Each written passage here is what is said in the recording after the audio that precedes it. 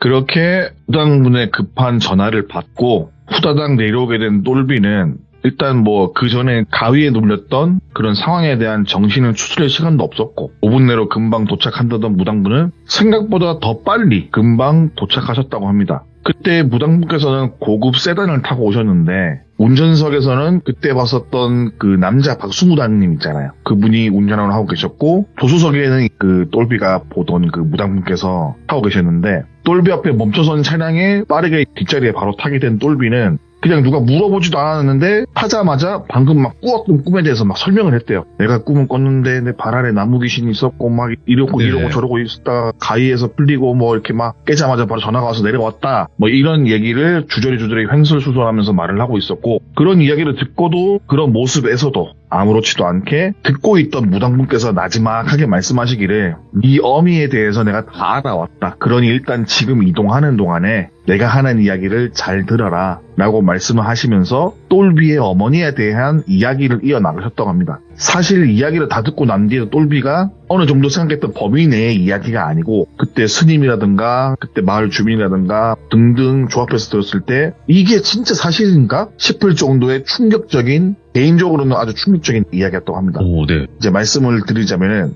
일단 똘비의 어머니는 서녀예요. 뭐 우리가 흔히 하는 서자라는 건 이제 뭐 첫 파트 태어난 아들이 서자잖아요. 근데 처음에서 태어난 딸이 서녀라고 볼 수가 있는데 아무튼 똘비의 어머니는 태생이 좀 그런 신분이셨어요. 아시다시피 똘비의 할아버지는 지역 내에서 방귀를 좀 많이 뀌는 재력이 있으신 분이었지만 아쉽게도 아들이 없었다고 해요. 더 좀 디테일하게 말씀을 드리자면은 본처가 불임이어서 아이를 가질 수가 없었던 상태였고 우리가 뭐 흔히 하는 씨바지라든가 뭐 그런 뭐 영화 같은 거 있잖아요. 그러니까 누굴 데려와서 아이만 낳고 아이를 낳은 어미를 버리고 뭐 이런 거는 영화적인 얘기고 뭐 씨바지라는 표현보다는 첩을 들여서 아이를 가지고 낳게 해서 본처와 같이 한 집에 사는 뭐 그 시대에는 암암리에 있었던 그런 일들이 있잖아요. 첩 같은 그런 게. 그리고 아무튼 똘비의 어머니의 어머니 그러니까 즉 똘비의 외할머니가 그런 식으로 첩으로 들어와서 살았대요. 똘비의 외할머니께서는 약간 전해 듣기로는 지금 시대에 태어났으면은 공부를 하거나 제대로 된 교육을 받았으면은 아마 꽤나 이름 있는 대학교로 나와서 잘 살 수 있을 만큼 명석한 머리를 갖고 있었다라는 정도의 이야기를 들었다고 해요. 보통 첩살이를 하는 목적 중에 하나가 금전적인 부분도 있는데 외할머니는 학업이 우선이었던 거예요. 그래서 첩살이를 할 때도 조건이 공부를 시켜달라라는 게 있었고 흔쾌히 외할아버지께서도 알았다 공부를 해라. 똘비의 어머니를 배에 품고 있으면서도 공부를 게을리 하지 않았다고 합니다. 근데 그렇게 들어와서는 아들을 낳아야 할 운명이잖아요.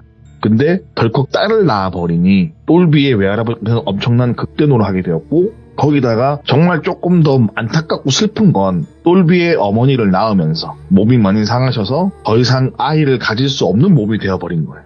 참으로 아이러니하고 슬픈 운명인 부분이지만은 똘비의 외할아버지는 그래도 내 씨가 들어간 내 딸이고 일단 딸은 내칠 수가 없으니까는 그리고 하나뿐인 자식이잖아요. 일단 아들을 낳아야 하지만 그래도 딸을 낳았지만 일단 자식이니까는 오케이 딸은 거두고 몸이 안 좋아지고 아이를 가질 수 없고 병세가 심해지고 있는 외할머니를 쫓아내는 거예요. 참 매정하고 지금 시대상으로는 진짜 천인공노할 수도 있는 일이잖아요. 그렇게 아이를 낳고 온전치 않은 몸으로 내쳐지다 보니까는 병마를 이겨내지 못했고 그렇게 길에서 돌아가셨던 게 외할머니예요.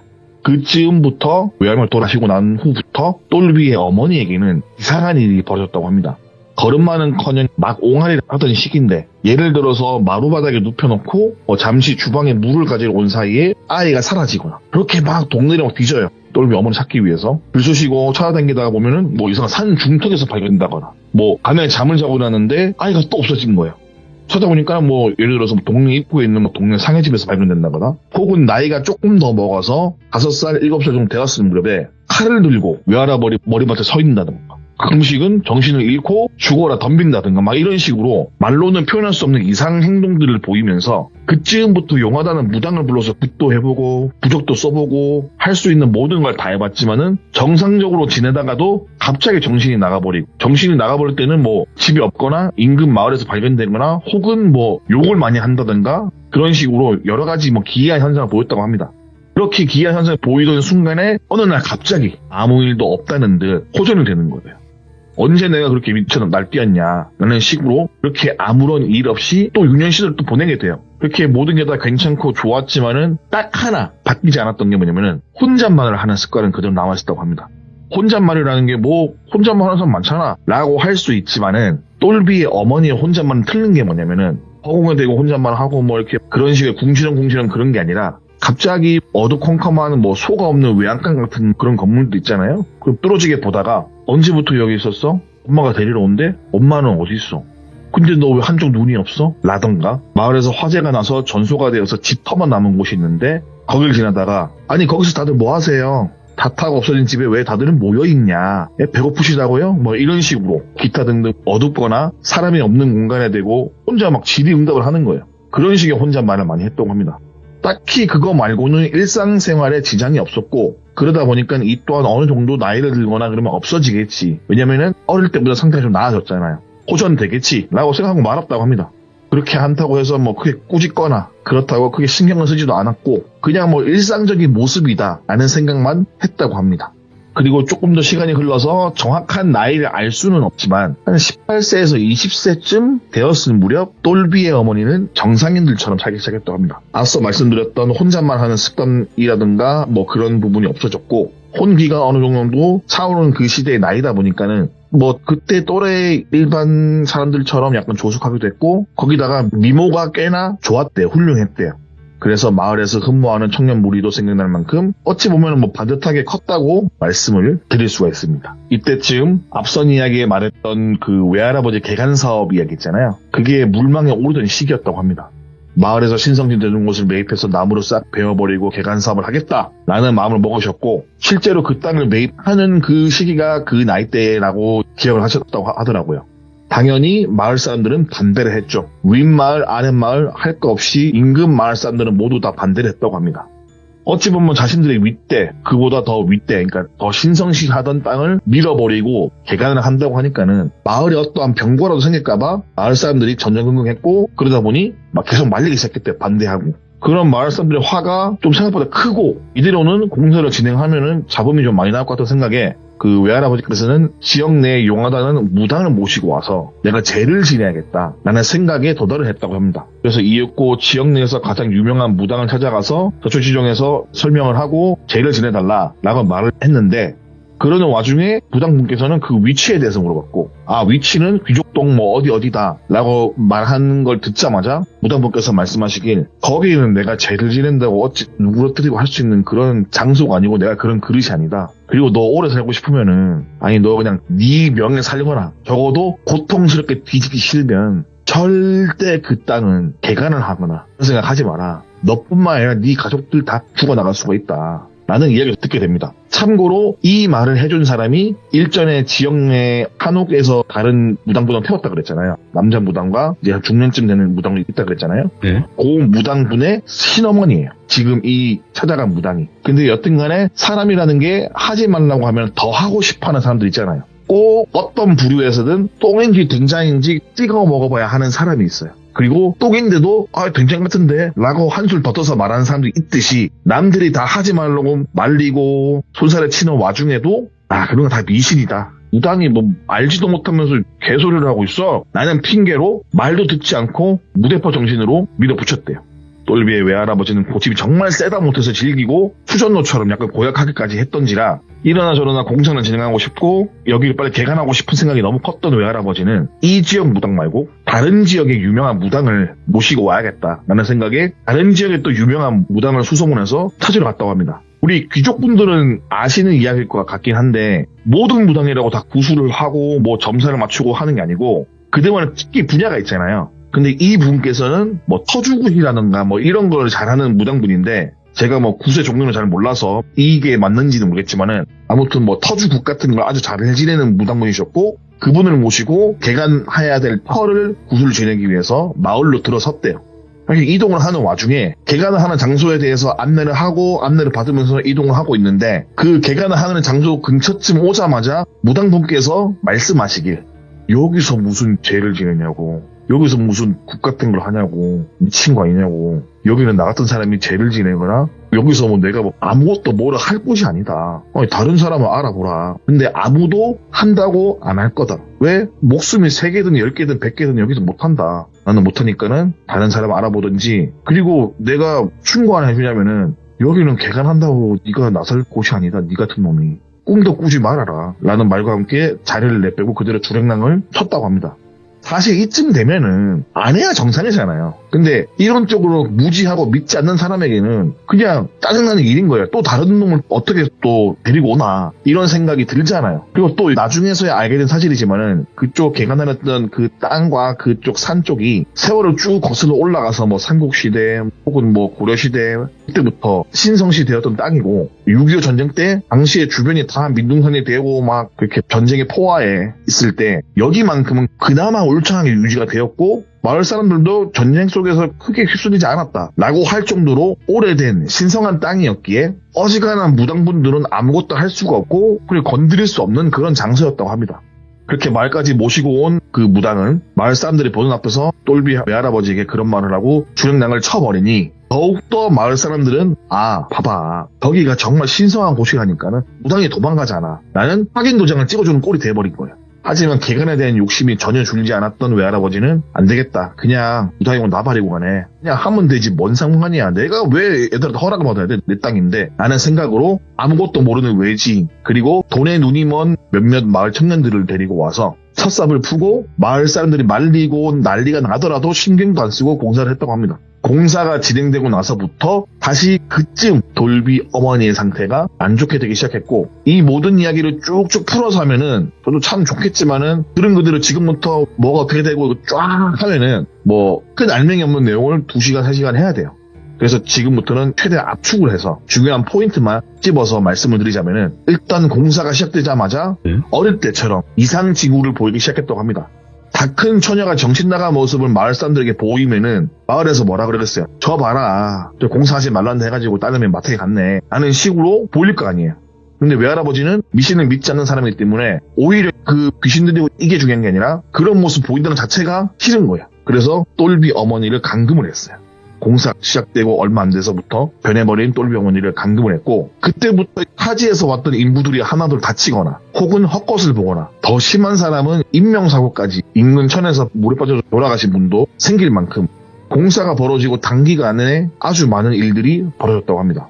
헛것을 봤다는 사람들의 말을 들어보면은 뭐 자신들이 묵고 있는 숙소 근처에서 자려고 누웠거나 혹은 잠에 들었는데 마당 바닥에서 뭐가 쿵쿵 거리는 소리에 너무 시끄러워서 방문을 열어서 보니까는 마당에 커다란 뭔가가 뛰어댕기더라. 혹은 낮에 산에서 작업하는 사람이 길을 잃어버리고 안 보이길래 작업하는 곳과 반대편이나 다름없는 마을 소재의 상해집 안에서 벌벌 떨고 있는 상태로 뭐 밤에 발견된다든가 그러한 식의 기이한 일이 벌어지고 미신을 전혀 믿지 않던 외할아버지도 딸의 상태도 이래 인부들도 이래 이러다 보니까는 뭐 고초 아닌 고초를 겪는 모습을 계속 보니까는 이거 진짜 내가 개간하면 안 되는 건가? 무당 나부랭이들 그리고 마을 주민 나부랭이들이 말하는 게 맞는 건가? 라는 생각에 이제 어떻게 해야 되나 하고 있었고 인명사고도 나고 하다 보니까는 어쩔 수 없이 개간 사업을 잠시 멈추었다고 합니다. 진짜 내막은 인부들이 뭐 다치고 이런 거니까는 공사를 멈춘 건데 뭐 이런저런 핑계로 이유로 공사를 멈추고 나서 외할아버지께서 생각하시기에 뭐냐면은 이제는 이상한 일이 벌어지지 않겠지. 당장 공사를 하지 않으니까는. 내심 그런 생각을 했대요. 근데 이미 건드려버린 벌집이잖아요. 뭐 외할아버지 생각과 다르게 인명사고부터 똘비의 어머니 상태는 또 상관없이 그냥 굴러가는 거예요. 네가 공사를 하든 말든 이미 벌집을 건드려버렸으니까. 우리나라에는 참 명산이 많잖아요. 그런 명산들의 특징 중에 하나가 많은 무속인 분들이 와서 기도를 하거나 제를 드리면서 자신의 신기를 가다듬거나 충전도 하고 뭐 그런 곳을 많이 이용을 하잖아요. 네. 근데 왜 할아버지가 건드린 거기는 되게 신성시 되는 곳은 맞는데 그냥 내버려 둬야 되는 사람이든 뭐든 인위적으로 와서 뭘 하려고 뭐 제를 지내거나 그런 게 아닌 그냥 신성시 되는 그런 장소예요. 여기를 알고 있는 무당분들 중에서는 절대로 엮이지도 혹은 근처에 가지도 않는데 여기가 되게 신성한 곳인데 굳이 찾아가지도 않고 뭐 그런 곳이라고 하더라고요. 이게 무엇 때문인지는 설명을 듣지 못하여 제가 모르겠지만은 아무튼 그 정도로 신성시 되는 곳인데 그런 곳을 한낱 사람이라는 존재가 자신의 사례사욕을 채우기 위해서 개간을 위해서 삽을 들고 땅을 깐다? 거기다가 각종 중쟁비들도 동원해서 이렇게 밀어버리려고 하니까는 그곳의 주인이었던 신 같은 존재가 노하게 되었던 거고 그러다 보니 작업을 했던 인부들 이거를 이제 지시했던 외할아버지에게 뭐 천벌일 수도 있고 아니면은 뭐 우리가 흔히 말하는 동치일 수도 있고 그런 게 수도 없이 일어나기 시작했던 거예요.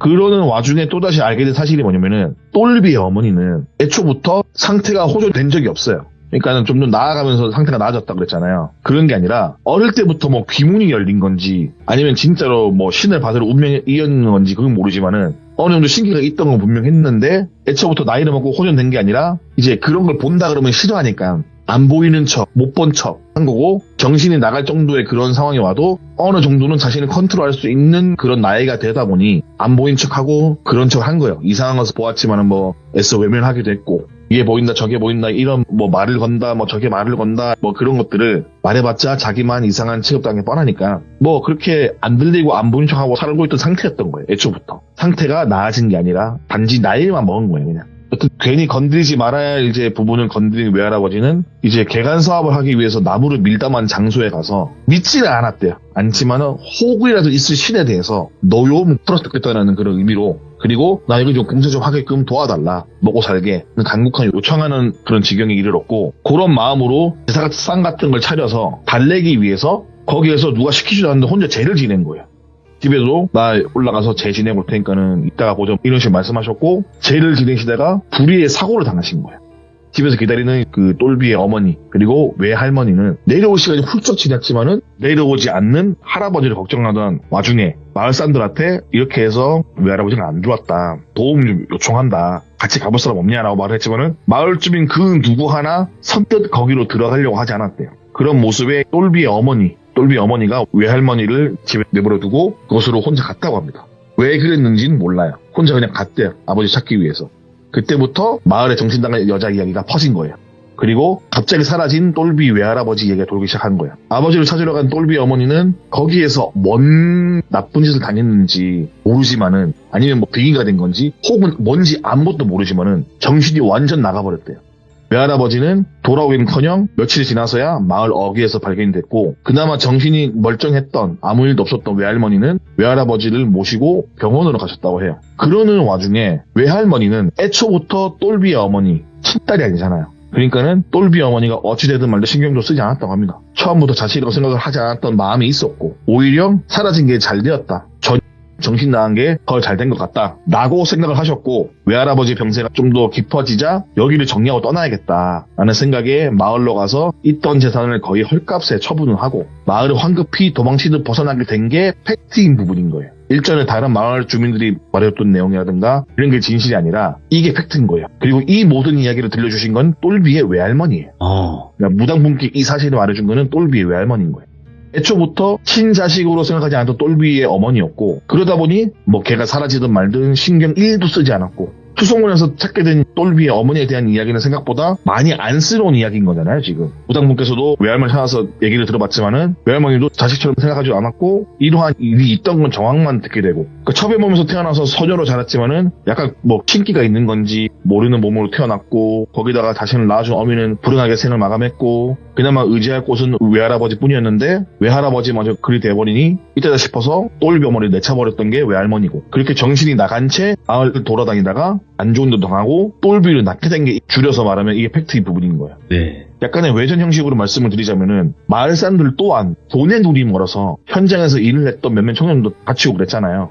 헛것을 보고 자신들이 뭐 돈에 눈에 멀어서 했던 일들은 반성을 하기는커녕 우리가 다치고 헛것을 본 게 아비 때문이다 라는 생각에 마을에서 가끔 보이는 똘비 어머니를 더 몹쓸 짓도 많이 하고 괴롭히고 그랬다고 하더라고요. 그러던 와중에 똘비 어머니 입에서 뜻밖의 이야기를 듣는 마을 사람들 몇 명 있는데 이게 그런 이야기를 종합해본 결과 이미 그 똘비 어머니를 겪어본 사람들이 말하기를 저는 이미 귀신인 것 같다. 정신이 나간 게 아니다. 그러니까 막상 괴롭히러 가서 괴롭힘을 하고 온 사람들이 하나같이 입으로 모아 말하길 저는 사람이 아니다. 예. 근데 아낀 것 같다. 이상하다. 뭔가 정신 이상한 걸 넘어서 저건 귀신 같다. 정신 나간 척 마을을 떠돌던 게 아니라 이미 귀신한테 먹힌 건지 아니면은 귀신의 본체가 된 건지 모르겠다. 여튼간에 악기 그 자체다 라는 생각이 들었다고 합니다. 그게 왜 그런 생각이 들었는지는 일단 자기의 아버지, 그러니까 외할아버지가 산에서 큰일을 당했을 때 아마 그 산에서 분명 험한 것에 먹힌 게 분명하다라는 게 마을 사람들 생각이었고, 왜 그런 생각을 했냐고 물어보니까는 그 부분은 하나같이 입으로 모아서 말하기는 몸 안에 뭔가 3명 이상의 다른 무언가가 들어있는 느낌을 받았대요. 괴롭히는 사람들이. 어떤 사람은 노파를 봤다 그러고, 아니 어떤 사람은 남자였다. 어떤 사람은 울기만 하는 아줌마였다. 라는 식으로 이 증언을 들어보면은 3명인 거예요. 노파였고, 남자였고, 울기만 하는 여자였고. 근데 울기만 하는 여자는 아마 똘비 외할머니인 거죠. 돌아가신 외할머니. 그러니까 횟꼬지를 하기 위해서 근처를 배야 하던 그 동네 마을 사람들이 어느 날 멀리서 지켜봤을 때도 뭐 광경을 쉽게 비유하자면 반지의 제왕이라는 영화가 있잖아요.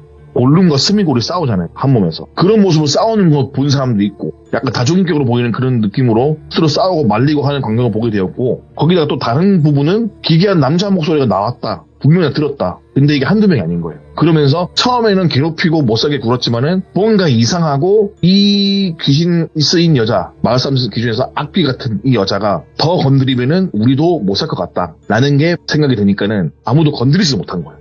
그러다가 어느 순간부터 좀 시간이 흐르고 있을 때부터는 거의 보이던 모습은 아이고 불쌍한 내 딸 이러면서 울고 돌아다니는 똘비 어머니 모습 보였고, 그 전에 있던 뭐 예를 들어 남자 목소리 내거나 뭐 노파의 목소리 내거나 그런 건 없었고, 계속 이름만 부르면서 꺼이꺼이 우는 여자의 모습만 한동안 계속 보였다고 해요. 그 모습이 아마 그때 큰 스님이 보셨던 그때 아마 그 모습일 거예요. 그리고 마을 사람 생각하기는 저건 필시 산에서 그날 무슨 일이 나긴 났다. 지가 잡아먹히든 안에 있던 먹은 깨어나든 라는 게 마을 청년 및 마을 주민들의 생각이었고, 뭐 방금도 말씀드렸다시피 그 뒤로는 건들지도 혹은 길에서 보면 말을 걸지도 않고 오히려 피어댕겼다고 합니다. 고로한 이야기를 무당이 자신이 그 외할머니께 들은 이야기를 똘비에게 해주었고, 어느 때보다 더 심각한 표정으로 듣고 있던 똘비는 한동안 아무 말도 없이 가만히 있었대요. 그렇게 얼만큼 시간이 흘렀을까 똘비는 무당에게 말을 했다고 합니다. 근데 그 이야기를 해주기 위해서 방장 빨리 내려오라고 말씀하신 건 아닐 텐데 왜 나에게 빨리 내려오라고 말했냐. 그리고 묻고 싶진 않지만은 지금 외할머니는 어떤 상태인지, 그리고 내 어머니에 대한 얘기 사실인지 정말 이게 궁금하다. 사실이라고 말씀하셨지만은 솔직히 믿기 힘들다. 이런 일을 지나가는 사람 붙잡고 물어봐라. 누가 믿겠냐고. 예. 그래서 좀 믿기 힘들다. 그리고 지금 어딜 가고 있는 건지 좀 알려달라. 차 안에서 있으니까는. 라고 말을 했고, 잠시 고민하던 무당분께서 말씀하시기를 지금은 너를 위해서 남쪽으로 간다. 남쪽에 내가 잘 아는 바닷가 근처에 큰 무당 한 분이 있다. 그분을 만나면 분명 답이 있을 거다. 내가 뭐 할 수 있는 일이 없고 내가 지금 도와줄 수 있는 일은 수소문해서 너희 어머니 얘기를 알아낸 것 뿐이고, 아무리 주변 무당이든 다른 분에 물어봐도 이거를 해결할 수 있는 사람이 없다. 근데 남쪽에는 있을 거라 생각이 한다. 그분을 만나서 뭐라도 얘기해보면은 낫지 않을까 생각해서 데려가는 거다. 그리고 지금 네가 물어보는 것 중에 말해주고 싶은 게 많지만은 일단 지금은 해줄 얘기가 없다. 더 없으니까는 일단 거기 가서 남쪽 가서 남은 이야기를 하는 게 좋을 것 같다 라는 이야기를 하셨고, 똘비는 뭔가 더 물어보고 싶었고 그 어머니에 대한 이야기를 들으면서 뭔가 꺼림직한 부분도 석연찮은 부분도 분명히 많이 존재했지만은 일단 남쪽으로 내려가서 얘기를 하자는 그런 말에 되게 마음이 좀 그런 거예요. 그렇게 남쪽으로 차를 끌고 내려가서 어떤 조용한 어촌 마을에 도착을 합니다. 근데 거기서 목적지에 흰색 옷을 입고 흰색 고가를 쓴 무당 한 분이 서 계시는 거예요. 네? 그리고 나머지 이야기를 다음 주에 하도록 하겠습니다. 이야, 잠깐만. 그러니까 어떡하지? 이게. 근데 이 시리즈라는 거는 이 기다리는 맛 또한 있기 때문에 저는 너무나 좋아요. 저는 안 좋습니다. 다 하고 싶습니다. 끊을 때가 참 굉장히 어렵습니다. 아무튼 너무나 또 기대가 되고 또 어떻게 이어질지 또 얌전히 기다리도록 하겠습니다, 태진님. 다음 주에 또 뵙도록 하겠습니다. 네, 감사합니다. 감사하십시오. 네, 감사하겠습니다. 충성. 네, 충성. 안녕히 계세요. 네. 자, 이번 이야기는 안녕하세요. 태진님의 귀신이 낳은 동자승 이야기 시간이 찾아왔습니다. 바로 만날게요. 인사해라. 안녕하세요. 목소리가 또 변성기, 제 14차 변성기인 것 같습니다. 그 변조했습니다. 죄송합니다. 제가 그리고 똘비로 이행시를 준비해왔습니다. 그래요? 띄워주십시오. 돌비예요, 똘비예요? 뭐 아무거나 상관없습니다. 알겠습니다. 돌비는 비호감. 죄송합니다. 아무튼, 다시 한번 해보면 안 되겠습니까? 다시 한번 죄송합니다. 만회할 기회를 드려요. 예, 죄송합니다. 알겠습니다. 자, 다시 한번 돌비는 비빔밥. 죄송합니다. 안 되겠습니다. 오늘 귀신이 낳은 동자승 이야기 바로 한번 출발을 해야 될 것 같아요. 아이, 오늘 좀 네. 낯짝게 좀 죄송합니다. 그러니까 이럴 때는 바로 빨리 이야기로 넘어가야 돼요. 알겠죠? 아, 알겠습니다. 자, 그러면 바로 또 이어지는 그 이야기, 기다렸던 그 이야기 출발을 해보도록 하겠습니다. 렛츠가! 기리십니다. 태재예요.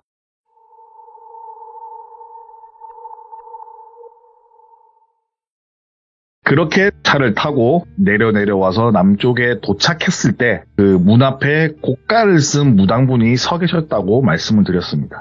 하얀색 고가를 쓴 무당분께서 서 계셨는데 그 무당분에 대한 외형적인 설명은 하얀 고가를 쓰고 있으셨고 그 다음에 하얀 한복에 뭐 파란색, 빨간색 띠 같은 거를 뭐 두르고 계셨는지 입고 계셨는지 약간 그런 식으로 나와 계시는데 그분 주변으로 마을 주민인 건지 아니면 같이 일하시는 분인지 모를 사람들 서너 명이 서 계셨고 똘비 일행이 그 집 근처에 주차를 하고 내렸을 때 고깔 쓰신 무당분께서 똘비를 뚫어져라 쳐다만 보고 계셨다고 하더라고요. 아무 말도 하지 않고 걸어오는 똘비만 계속 노려보고 계시다가 그런 상태에서 똘비는 그 모습이 뭔가 등골이 오싹오싹하기도 하고 굳이 구태여 그때 심리 상태를 말을 하자면은 우리가 어릴 때 거짓말 하다가 부모님한테 걸린 그런 느낌 있잖아요. 아니면 뭐 무언가 집안에서 큰 사고를 치고 수습이 안 되었는데 때마침 외출을 마치고 복귀하신 부모님이 내가 사고 친 광경을 봤던 뭐 그러한 모습, 등골이 오싹오싹하는 그런 경험, 아무튼 내가 죄를 지은 것 같은 그러한 느낌도 받고 그랬다고 합니다. 당시에는.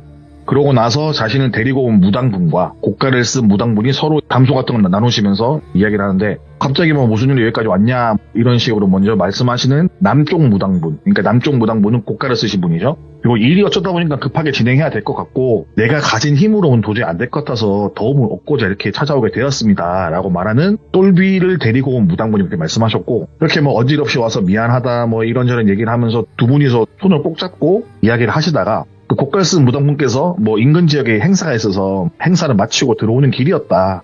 일단 어찌어찌 뭐 그렇게 하고 안으로 이동을 했다고 합니다. 작은 바닷가 마을에 녹슨 철문이 삐꺼덕하고 소리를 내고 문이 열렸고 그쪽 안으로 들어간 똘비는 하얀 백구들이 막 서너 마리가 있는 걸 발견해요. 새끼 강아지들이. 그리고 어미 강아지 한 마리에다가 새끼가 한 서너 마리 있었는데 새끼들은 또 사람이 오니까 반갑다고 막 꼬리를 흔들면서 바지춤에 달라붙고 이렇게 막 낑낑거리고 있는데 어미개는 누워서 가만히 있다가 똘비를 보자마자 갑자기 벌떡 일어나더니 주변 사람들을 다 제쳐주고 똘비에게만 가서 냄새를 킁킁 맡아요. 그리고 마당에서 계속 이동을 하고 있는 똘비의 뒤를 조조 쫓아다니면서 그 마당 앞에 평상까지 마치 뒤를 지켜주는 듯한 느낌으로 총총총 거리면서 쫓아왔고 평상에 다다르고 자리에 앉은 똘비 옆에 누가 시키지도 않았는데 그대로 자리를 차지하고 앉아있는 거예요. 그 어미개가. 그리고 고개는 똘비만 쳐다보고 이렇게 딱 있는 거예요. 뭔가 귀엽기도 하고 쓰다듬고 싶은데 똘비 주변으로 막 새끼들이 신나서 막 발랄하게 꼬리 흔들면서 다가오고 놀아달라고 막 순둥순둥한 얼굴로 새끼들이 막 달라붙으니까는 소리를 지르는 거예요. 그 어미개가 이빨을 드러내고 소리를 지르니까 놀란 새끼들은 서로 넘어지고 깨갱거리고 다른 구석으로 올망졸망 모여서 눈치를 받고 그러한 모든 상황을 지켜보면서 어이구 강아지들 뭐 이렇게 하고 있던 똘비가 문득 고개를 들어서 봤을 때 그 남쪽 무당분이랑 눈이 마주쳤고 그분께서는 다시 똘비를 뚫어져라 쳐다보고 계셨고 그 순간 이렇게 너무 쳐다보니까는 뻘쭘하잖아요. 뻘쭘해서 똘비는 뭐 땅바닥을 봤다가 시선을 돌렸다가 하늘을 봤다가 뭐 이러고 있는 와중에 똘비를 데리고 온 무당분이 그 남쪽 무당분이랑 이런저런 이야기를 했어요. 대충 들어보니 여기에 오게 된 이유, 연유에 대해서 뭐 기타 등등 똘비에 관한 짧은 이야기들을 똘비가 있는 당사자 앞에서 그렇게 이야기를 하다 보니까는 자기 이야기를 하니까 낯이 좀 간지럽잖아요. 그래서 똘비는 뭐 마당 한켠에 놓여진 작은 그네에 앉아서 그네를 타는 건지 마는 건지 일단 자신의 귀에 이야기가 안 들릴 정도의 거리의 공간에 와서 시간을 때우고 있었다고 합니다. 그렇게 또 그네로 가니까 또 강아지도 어미개도 또 똘비들을 따라서 오더래요. 그네 옆에 앉아서 똘비만 또 쳐다보고 있고 똘방똘방이 너무 귀여워가지고 그냥 머리도 만지고 몸통도 만지고 막 일으키는데 아무런 미동 없이 만지던 말든 뭐 좋아하는 것도 없이 그냥 가만히 똘비만 보고 있는 거예요. 가만히. 그렇게 어느 정도 시간을 보내고 있고 이렇게 시간이 흘렀을 무렵 남쪽 무당분이 똘비를 불렀어요. 그리고 불러서 하시는 말씀이 아야 네 이름이 뭐고? 아 저는 김똘비입니다. 김똘비? 아야 네 이름 누가 지어줬노? 아 절에 있을 때 스님께서 지어주신 걸로 알고 있습니다. 하면서 약간 고민을 하시다가 사람은 뭐로 불리는지가 중요한데 그 스님께서 지어주신 이름이니까 좋은 이름인 것 같은데 니는 뭘로 불리면 좋을 것 같노? 이렇게 물어보는 거예요.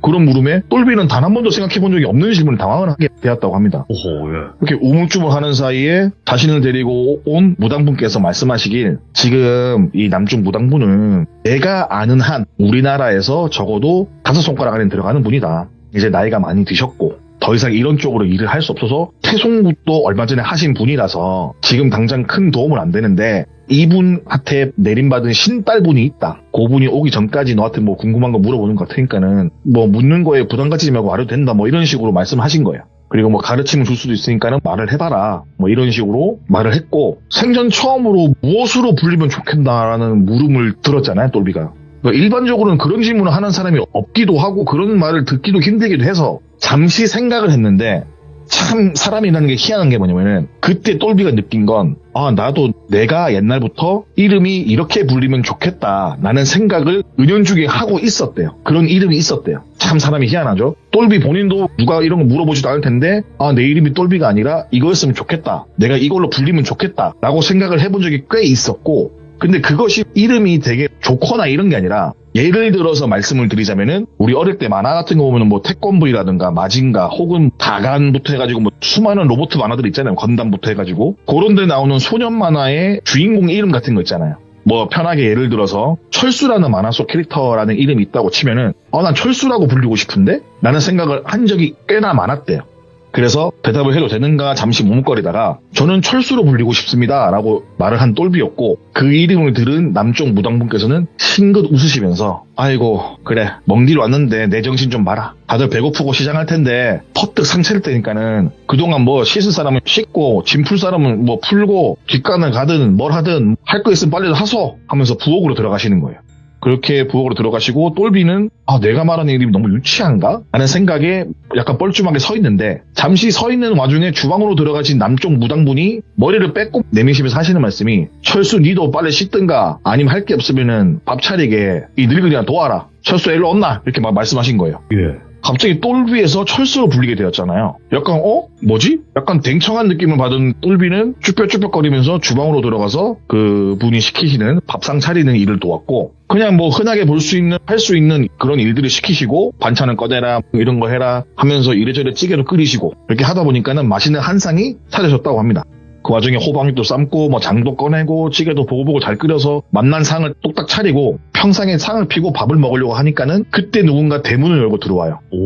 들어오는 순간 이 마당에 있던 개들이 반갑다고 다 달려드는 거예요. 그 사람한테. 그러면서 모든 사람들이 대문 쪽으로 눈을 돌리니까는 딱 봐도 똘비랑 거의 비슷한 나이? 동갑 혹은 한두 살 많거나 동갑 같은 느낌의 쪽집 머리를 하고 단아하게 생활 한복 같은 거라고 해야 될지 아니면 한복을 좀 개량 한복이라고 해야 될지 뭐 그런 편해 보이는 그런 옷을 입은 여성분이 들어오셨다고 합니다. 예. 그러고는 남쪽 무당분 그리고 똘비로 데려온 무당분 및 여러 사람들한테 꾸벅 인사를 했고 그 인사를 받은 그 남쪽 고깔 쓰신 무당분은 야 빨리 와서 밥 먹어라 밥 식는다 라는 이야기와 함께 밥을 먹었다고 합니다. 그렇게 똘비 옆을 살짝 지나가는데 향수 냄새가 너무 진하더래요. 화장품 냄새랑. 그래갖고 뭐 똘비가 그 당시 느끼길 너무 진해서 냄새가 너무 진해서 국에서 향수 냄새가 나는 것 같은 느낌을 받을 정도로 냄새가 심했다라고 이야기를 한 거예요.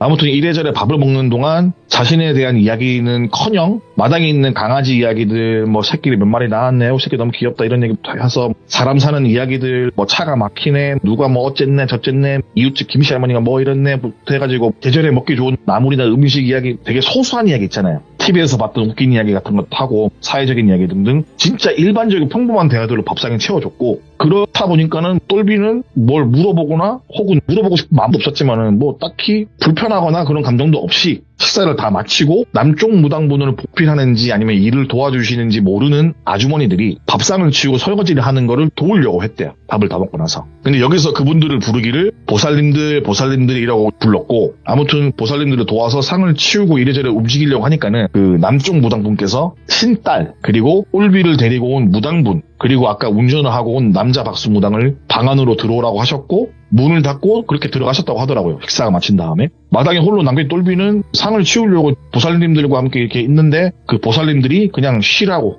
이런 거는 우리가 할 테니까 그냥 앉아 쉬라고 그런 이야기만 할 뿐 그 어떤 것도 시키지 않았다고 합니다. 그러는 와중에 또 자기 옆에 있는 거는 어미 강아지가 앉아 있었고, 어미 강아지를 만질만질 거리면서 이제 뭐 배도 만지고 뭐 목덜미도 만지고 이러면서 시간을 주겠다고 합니다. 이런저런 뭐 쓸데없는 생각도 하고, 내가 지금 여기 와서 뭘 하고 있나 이런 생각도 했고, 코끝에 맴돌던 향수 냄새가 어느덧 지워지고 풀 냄새가 채워질 쯤, 밤이 좀 깊어갈 때쯤 방문이 열리고 안에 있던 그 무당분들이 다 나오시는 거예요. 그러면서 그 남쪽 무당분과 신딸이라고 하는 분이 똘비를 부르기 시작합니다. 정확하게는 똘비라고 안 하고 아까 자신이 불리고 싶어 했던 이름 철수야라고 부르면서 방으로 들어와라 라고 손짓을 했고, 방을 나오신 두 명의 무당분은 웃으면서 그래 철수야 들어가 봐라 라고 하시면서 평상 쪽으로 이동을 하셨고, 철수라고 불리고 있는 똘비는 부름에 이끌려서 방 안으로 들어가게 되었다고 합니다. 들어가서 앉으니 향냄새가 연하게 나고 있는데, 그 연하게 나는 향냄새가 신딸의 향수 냄새, 화장품 냄새를 지워버린 만큼 은은하게 자리를 채우고 있었고, 무엇보다 거기에 들어서니 마음이 편했다고 해요. 한쪽에는 작게 신당이 있는 방이었고, 나머지 부분은 누가 봐도 그냥 일반 가정집이었다고 하더라고요. 그러니까 미닫이 문 하나 사이로 두고 방과 아주 작은 신당이 따로 나뉘어진 공간이었는데, 자리에 앉아서 뻘쭘하게 있으니까는 그 남쪽 무당분께서 말씀하시길, 그래 뭐 일단 니는 오늘 뭐 철수다, 앞으로 철수인지 뭐 그런 거는 모르겠는데 일단 철수라고 부를게, 인사해라, 여기 내 신딸이다 하면서 옆에 있는 자신과 동년배쯤으로 보이는 쪽집머리라고 동글동글하면서 한국적인 미인이라고 해야 될지 뭐 동양적인 미인상이라고 해야 될지 모르겠지만은 꽤나 미인인 분인 똘비를 보면서 웃으면서 인사를 했다고 합니다. 한참은 똘비를 쳐다보는 신딸이 똘비에게 말을 걸어요. 이러고 어째 살았지? 근데 우리가 할 수 있는 게 없어요. 이야기를 충분히 나눠봤고 들은 이야기로는 우리가 할 수 있는 게 없다. 똘비를 관심 있게 쳐다봤는데 그냥 내가 든 생각은 이거 어째 살았지? 라는 이야기 말고는 할 게 없다라고 말을 하는 거예요. 남쪽 무당분은 이런 말을 하고 있는 신딸을 보면서 가만히 계셨고, 신딸은 곰곰이 생각을 하다가 일단 뭐 들은 이야기는 들은 이야기고 또 본인 입으로 듣는 게 틀릴 수 있으니까는 그 철수 씨 이야기를 다시 한번 해봐라. 기억나는 시점부터 지금까지 살아온 이야기를 쭉 해봐라. 그게 또 그 철수로 불리고 있는 똘비는 자신의 인생 이야기를 막 하는 거예요. 어머니 이야기, 그리고 뭐 얼마 전에 갔던 마을 이야기, 거기서 알게 된 진짜 엄마의 이야기, 그리고 또 엄마의 옛날 이야기를 알고 있는 뭐 무당분의 이야기부터 해가지고 빠짐없이 몇 시간 동안 이야기를 한 거예요. 이야기가 이고 끝나고 복받쳐 오른 감정 때문인 건지, 아니면 단순히 이 자리에서 느낀 뭔가 알지 못할 감정 때문인 건지 대성통곡을 했다고 합니다. 눈물이 막 하염없이 흐르고 자신도 모르는 사이에 뭐가 그리 기구한 운명이었는지 또 뭐가 그리 억울한 건지 모르지만은 눈물이 너무너무 난 거예요. 눈앞에 있는 신딸불은 똘비가 진정되기까지 기다리고 있었대요. 어느 정도 시간이 지나자 진정이 된 똘비를 바라보면서 이런 이야기를 했다고 합니다. 이야기를 종합해 봤을 때 우리가 어떻게 할 수 있는 존재는 아니다. 그리고 내가 감히 말을 한 건데 이거는 뭐 만신이라고 불리는 무당들이 100명 1000명이 달라붙어도 뭘 할 수가 없다.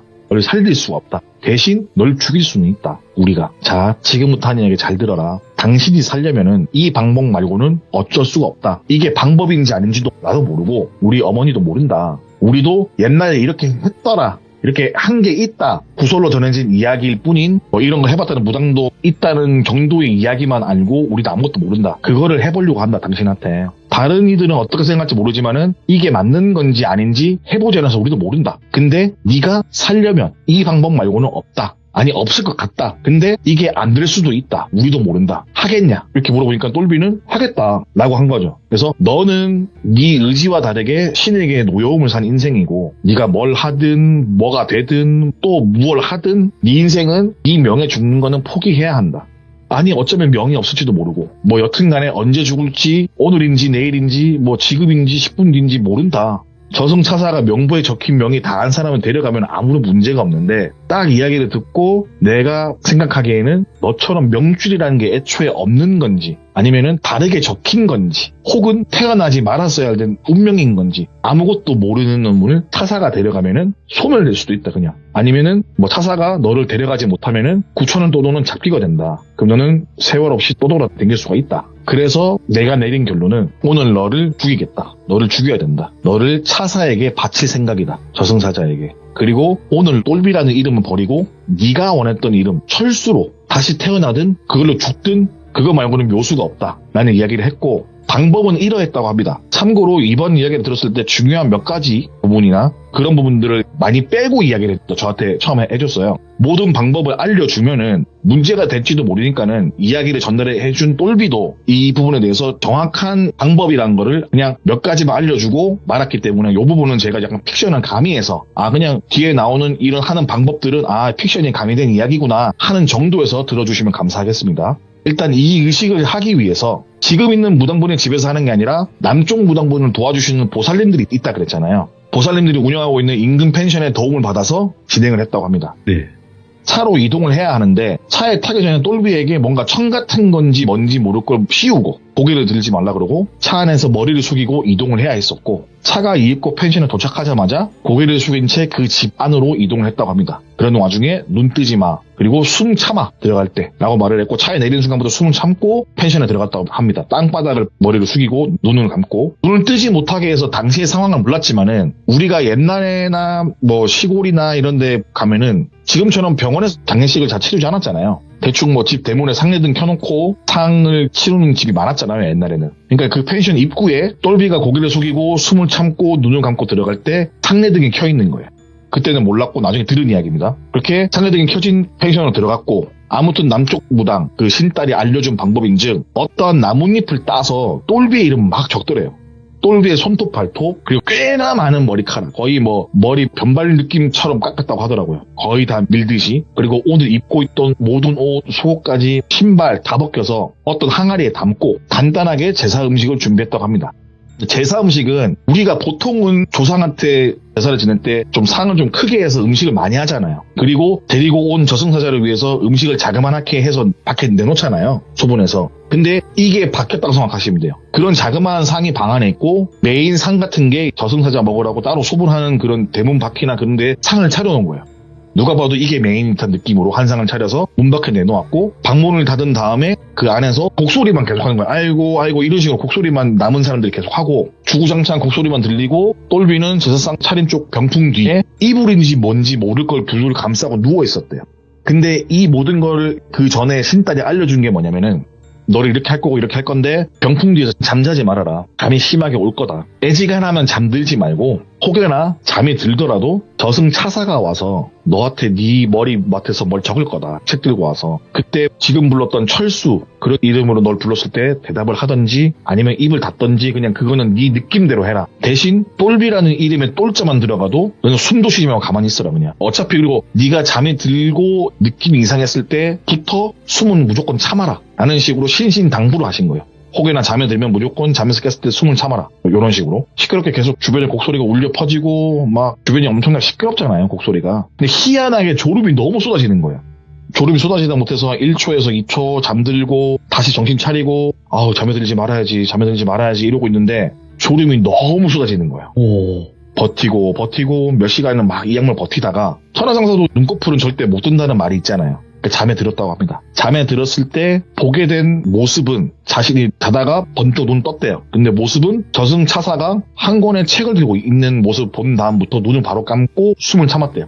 그러니까 우리가 흔히 알고 있는 이런 얘기 있잖아요. 이름을 3번 부르면은 따라간다. 뭐 저승사자가 이름을 뭐 부르되 뭐 말하지 말아라. 뭐 등등 뭐 그런 이야기들이 많잖아요. 근데 이름을 부르기는커녕 붓으로 뭔가 쓱쓱 적고 있는 거예요. 붓의 움직임 소리를 들었을 때 내 이름 적는 건가? 그런 느낌이 들었고 그러는 와중에 저승차사가 말하길 철수 이런 식으로 이름을 나지막히 뭐 3번 이상 여러 번 부른 저승차사였고 그 소리에 대답을 해야 하나 말아야 하나 하면서도 내 느낌대로 하라고 했던 그 신딸의 말이 기억이 나서 그냥 눈을 떴대요. 자기도 모르니까 눈을 떠야 될 것 같아서 눈을 떴대요. 대답을 하지도 못하고 눈만 뜨니까는 저승차사의 모습은 안 보이더래요.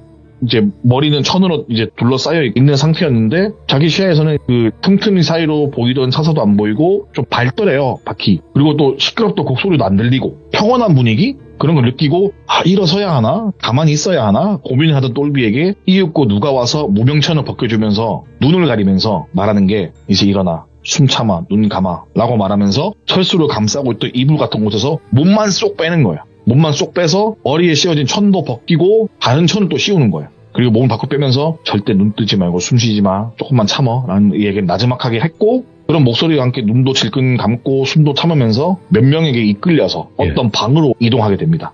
그리고 방에 들어서니까는 그 신딸이 하는 말이 숨을 쉬고 잠에 들더라도 절대 누군가 억지로 눈을 뜨게 만드는 거 아닌 이상 눈 뜨지 마라. 바퀴 밝아도 눈 뜨지 마라. 우리가 알아서 와서 네 눈 떠주게 하고 할 테니까는 그냥 가만히 있어. 라는 당부를 받고 이름 모를 방에 갇혔다고 합니다. 잡았던 숨을 다시 쉬면서 가만히 있는 똘비에게 어떠한 뭐 이상 현상이 뭐 나타나거나 뭐 이런 건 없었고, 밖에는 또 곡소리가 또 계속 나오기 시작했고, 그러다가 또 몇 시간 지나니까 너무 고요한 거예요. 그런 고요함이 주변을 맴돌 때 또 잠이 들었다고 합니다. 그렇게 다음날이 밝게 되었고, 남쪽 무당분과 신딸이 똘비가 있는 방에 들어와서 똘비를 깨우고 눈을 뜨게 한 거예요. 그리고 눈을 떠보니까는 자신을 데리고 온 무당분, 박수무당, 그리고 보살님들도 있고, 그리고 남쪽 무당과 신딸도 당연히 보였고, 부축을 받아서 방을 벗어나는데 다리에 힘이 안 들어가는 거예요. 보통 자고 일어나서 다리에 힘이 안 들어가기 힘들잖아요. 근데 온몸에 힘이 너무 없더래요. 이렇게 부축을 받아서 가는데 다리에 힘도 안 들어가고 뭔가 몸이 되게 뻣뻣함을 넘어서 약간 다리에 아예 내가 근육이 없는 건가? 약간 그런 느낌을 받았고, 그렇게 이끌려서 밥상 앞에 앉히더니 남쪽 무당분께서 말씀하시기, 이게 네 제사밥이다. 빨리 먹어라. 라면서 밥을 한 그릇 퍼주고 그렇게 눈 뜨자마자 밥을 먹었다고 하더라고요. 뭔가 이상하고 궁금한 게 많아서 물어보고 싶은데 다들 아무 말도 안 하고 밥만 먹고 있는 거예요. 그러니까 딱 이거는 먹어야 의식이 끝나는 것 같은 그런 느낌처럼 밥을 먹는 거예요. 아, 그래서 내가 여기서 뭐 물어보면 안 될 것 같다 라는 생각이 들은 똘비는 조용하게 밥을 먹었다고 합니다. 이윽고 밥을 다 먹고 똘비가 뭘 물어보고 싶었지만은 그 남쪽 무당분이 어젯밤의 일에 대해서 설명을 바로 했다고 하더라고요. 그러니까 어떠한 일이냐면, 똘비의 머리에 씌워진 거는 철수라고 이름이 대문짝만하게 적힌 어떠한 천 같은 거예요. 뭐 삼배인지 뭐 뭔지 모를 그런 천 같은 거였고, 네 몸을 감싸던 이불 같은 것도 삼배 같은 걸로 널 말아둔 거다. 어제 잘랐던 머리랑 손톱, 발톱 있잖아요. 그 항아리에 담았다 그랬잖아요. 그 항아리는 눈속임을 하기 위해서 마치 네가 항아리에 숨어 있고 병풍 뒤에 있는 네가 가짜라는 식으로 이렇게 뭐 그런 식으로 유도를 한 거다. 그리고 항아리를 묻어놓은 거다. 쉽게 말해서 항아리에 너를 숨겨둔 척 네 머리랑 발톱, 손톱을 넣어둔 거고, 가짜 제사인은 눈치챈 차사가 묻어둔 항아리에 있는 너의 손톱, 발톱, 그리고 머리카락에 정신 팔려서 너를 다시 꺼내서 한 거다. 그리고 그러다가 또 그것도 가짜인 걸 안 차사가, 아, 병풍 뒤에가 진짜구나, 이게 원래 진짜였구나 라고 해서 널 데려간 거고, 그래서 네 몸을 빼서 방으로 넣어뒀다. 그걸 모르는 차사는 너한테 와서 손톱이니 발톱이니 뭐 머리카락이 있고 가짜인지 모르니까는 병풍 뒤에 너 대신에 솜으로 채워놨던 철수라는 임의의 무명의 존재하지 않는 그런 존재를 데리고 간 거다. 물론 데리고 갔다가 네가 아닌 걸 알 거다. 그래서 다시 너를 데리러 올 거다. 근데 대문 앞에 상을 거하게 차려둔 이유가 뭐냐면은, 사사는 대접을 받으면은 꼭 어떠한 부탁이든 들어줘야 하는 게 그런 게 있다고 하더라고요. 그래서 대사가 끝난 뒤 네 모든 물품을 태웠고 우리가 작게나마 부탁하는 굿 같은 걸 비슷한 걸 했다. 그래서 뭐 우리가 굿한 내용이 뭐냐면, 명부를 새로 써달라. 네 명주를 다시 만들어달라. 우리가 이렇게 타사 너한테 대접을 했으니까는, 밥을 먹었으니까는 공짜밥을 도와달라. 이렇게 해왔고, 이게 잘 되었는지 아닌지 우리는 모른다. 그냥 할 수 있을 만큼은 했다. 그러니까 추후에 어떻게 되는지에 대해서는 지켜봐야 한다. 우리는 할 수 있는 모든 걸 다 했고 남은 거는 이게 많이 틀린지는 우리는 모른다 하는 식으로 말을 했다고 하더라고요. 아까도 말씀드렸다시피 이 모든 과정은 전부 다 이게 팩트로 말씀드리기는 못하고 픽션이 가미된 이야기입니다. 아무튼 이윽고 모든 소동이 끝이 나고 그동안 자신을 괴롭혔던 귀신한테서 나무 귀신이나 뭐 이런 거에서 해방이 되는 건가, 그리고 자신이 이제 제대로 된 인생 혹은 뭐 누군가에게 축복받으면서 태어난 건 아니지만 평범하게 살 수 있을 거라는 생각이 들었고, 그렇게 이제 해피엔딩으로 끝나고 앞으로 똘비는 행복하게 잘 살았다, 끝이라고 하면은 밋밋하잖아요. 평범하고. 근데 여기서 좀 알게 된 게 뭐냐면은, 이러한 일 때문에 똘비는 귀문이 열린 거예요. 그러니까 생과 사를 오고 가다 보니까 귀문이 열리고, 똘비는 나무 귀신에서 벗어난 것처럼 보이지만 나무 귀신은 평생 쫓아다녀요. 똘비를 찾아다녀요. 평생. 그래서 그러한 일들로 많은 에피소드가 생겨요. 그래서 오늘은 똘비에 대해서 여기까지는 말을 하고, 다음 주부터는 나무 귀신과 귀문이 열린 똘비에 대한 에피소드로 찾아오도록 하겠습니다. 좋습니다, 좋습니다. 정말, 이거를 어떻게 우리 또 참아내야 되는지 방법을 알려주세요. 그럼 제가 이행시로 방법 알려드리겠습니다. 하지 마세요. 방법으로 이행시 하겠습니다. 방법이요? 알겠습니다. 방심하지 마십시오. 법보다 주먹이 가깝습니다. 죄송합니다. 그러니까 이게 의식을 하지 않고 나오는 이게 진짜라고 저는 생각을 해요. 앞으로 이행시는 봉인하도록 하겠습니다. 그러면 가기 좀 아쉬우니까 태즈로 이행시 한 번만 해주시고 가시길 바라겠습니다. 알겠습니다. 태토남. 즈질. 죄송합니다. 들어가십시오. 왜 시키십니까? 그러니까 안 한다고 했는데 죄송합니다. 계속 해야 될 것 죄송합니다. 같습니다. 뭐가 나올지 궁금해서요, 이제는. 아, 죄송합니다. 안 하겠습니다. 네, 감사합니다. 숨만 쉬게 해주십시오. 예, 알겠습니다. 예, 충성! 아이, 궁금해요. 도대체 어떻게 이행시가 나올지가 너무나 궁금해서 앞으로 계속 한번 해보도록 하겠습니다. 그리고 태진님의 이야기는 좀 시리즈 형식이기 때문에 전에 이야기가 편집이 돼서 업로드가 되면 차근차근 들어보시면 되고, 아니면 생방송에서 계속 들으셨던 분들은 계속 쭉 이어서 들으시면 될 것 같습니다. 시청해주신 모든 분들 감사드립니다. 고맙습니다.